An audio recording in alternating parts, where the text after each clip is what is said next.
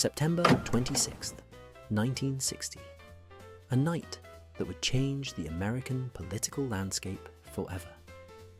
For the first time in history, the American people were about to witness a presidential debate on their television screens. For millions of Americans, this would be their first real opportunity to see their future president, not just as a politician, but as a person. And for the candidates, it was a chance to present themselves to the world on air with no script to follow, just raw, unscripted interaction. The stage is set in Chicago, CBS Studios, a crisp fall evening. On one side, Senator John F. Kennedy, young, polished, his posture relaxed and confident. On the other, Vice President Richard Nixon, seasoned but visibly tense, his face pale and lined with sweat. The contrast between them was glaring. Kennedy appeared the picture of vitality, while Nixon, though no less capable, seemed weighed down by the enormity of the moment. A nation was watching, and for the first time, the appearance of these men would matter just as much as their words. It was more than just a battle of ideas. It was a battle of images. For the first time in history, this wasn't a speech heard over the radio. It was a face-to-face encounter, broadcast across the country. The world was watching, and how you appeared on screen could tip the balance in a tight election. The debate begins with opening statements from both candidates. And now for the first opening statement by Senator John F. Kennedy. Smith, Nixon.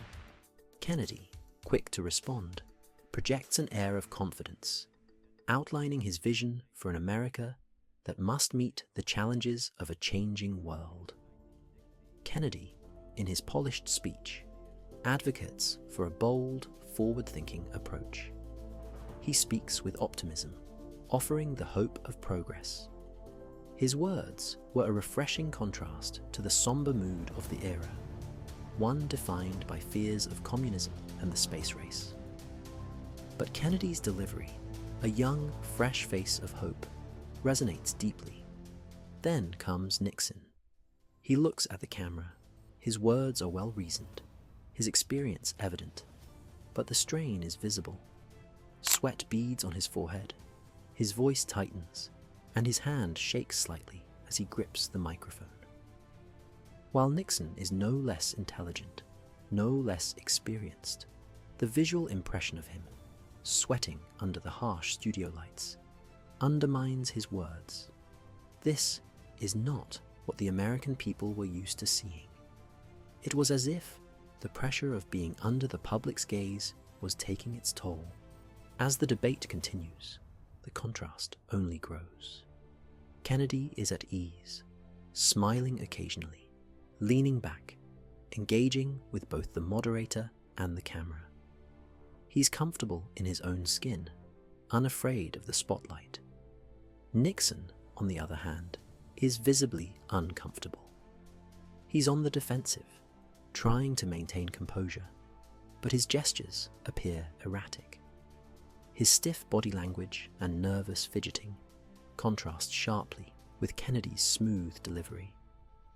What viewers didn't know then, but would soon realize, was how deeply appearance would influence the outcome. Those who listened to the debate on the radio felt Nixon had won, with his policy depth and clear articulation.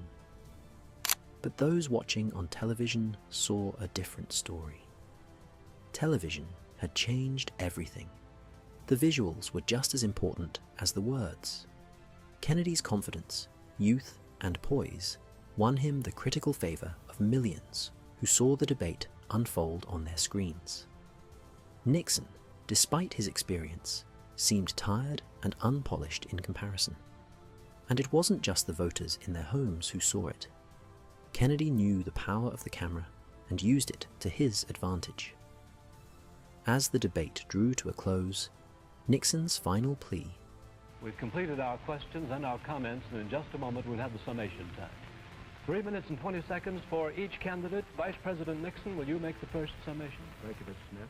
Calm but defeated, came too little, too late. While Kennedy delivered his closing remarks with conviction, Nixon looked like he was simply trying to hold the line. The final images of both men lingered on screen for viewers to digest.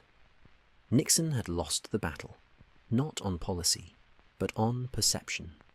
It was a devastating moment for him, but an opportunity seized by Kennedy, whose image, carefully crafted for television, had won over America's living rooms.